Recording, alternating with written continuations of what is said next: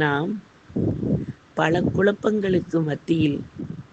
வாழக்கூடிய இந்த துனியாவில் என்ன முடிவெடுப்பது, எதை செய்து முடிவெடுப்பது, யாரை கொண்டு முடிவெடுப்பது என்ற குழப்பங்களை எல்லாம் ஒதுக்கிவிட்டு,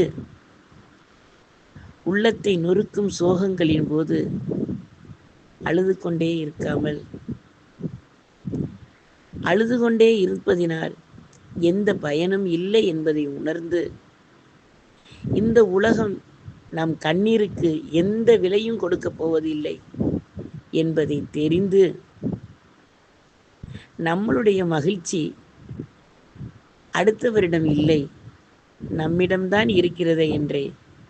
உணரக்கூடிய பக்குவம் வரும்போது வயதுகள் எல்லாம் கரைந்து விடுகிறது, வாலிபம் எல்லாம் போய்விடுகிறது. அசதியும் முதுமையும் வந்து இருக்கும்போது என்ன உறுதிமொழி எடுப்பது?